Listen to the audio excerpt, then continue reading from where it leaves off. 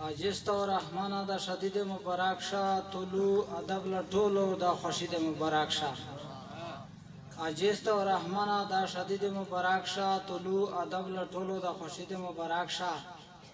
او چه خیر و نخلوص شلی دی دور په فتن کې چې خیر و نخلوص شلی په دی دور په فتن کې خو خاص کر د سنت نبوی د مبارک شا او چاویل چې دای شاعر دا خوشیشه مه ته نرتله احسان صاحب چاویل چې دای شاعر دا خوشیشه مه ته نرتله چې نن د کړه جواته د شاعری د مبارک شا چاویل چې دای شاعر دا خوشیشه مه ته نرتله چې نن د کړه جواته شاعری د مبارک شا او په کلی په وطن کې مو سړای سره نستایدا تاثیر صاحب په کلی په وطن کې مو سړای سره نستایدا احسان غوندې تاثیر غوندې سړی د مبارک شا او منم چې ستا وړي یارانې وی شورولې او مره د مصروف محمد علي د مبارک شا شاه غزل هم بل وړم په هر حال دا تاثیر صاحب د احسان صاحب په فرمیش باندې احسان صاحب والد صاحب او احسان صاحب والد دا یو غزل ډلایوي چې زمانم چې پاکستان کې خزانه تششوا دا زمانم چې پاکستان کې خزانه تششوا د چا په وجه په قصور د چا ګناه تششوا او د خزانه ملک نه دا پښتنه زکوما دا خزانه ملک نه دا پښتنه زکوما ته خو بولوي کچې ته وي چې دا تششوا او دا خزانه ملک نه دا پښتنه زکوما ته خو بولوي کچې ته وي چې دا تششوا او تاسو خو ویل چې نوازی وړلې مش پوت شي تاسو خو ویل چې نوازی وړلې مش پوت شي او تاسو خو تاسو چرج به ویلې بیا تششوا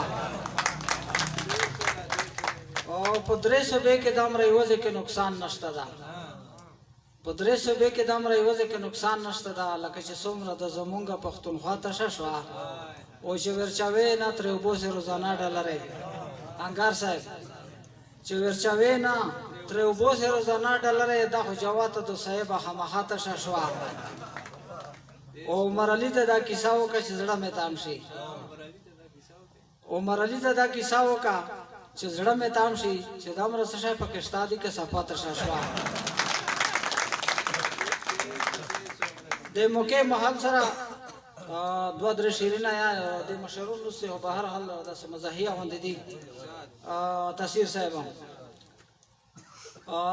جی ګوړ وی کا تنبیوی خو چې زته فکر درېمی بس دا مرو کافی وی خو چې زته فکر درېمی جی ګوړ وی کا تنبیوی خو چې زته فکر درېمی بس دا مرو کافی وی خو چې زته فکر درېمی او دا نه وای چې خامخه بخمال نه د جوړ وی دا نه وای چې خامخه بخمال نه د جوړ وی ګندلې د تګړې وی خو چې زته فکر درېمی او ګندلې د تګړې وی خو چې زته فکر درېمی او پلانګ ته ډبل بیډ ته ضرورت نشته لوړ پلانګ ته ډبل بیډ ته ضرورت نشته به د ډیلې د پیزی وی خو چې زته فکر درېمی بس دومره او کافی خو چې زته فکر درېمی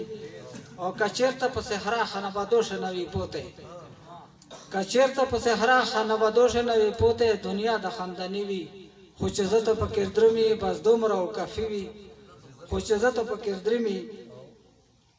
او مرا چې دلمیر نه او د باران نه پکې باچوي او مرا چې دلمیر نه د باران نه پکې باچوي کټول غوتکی وي خو چې زته فکر درېمی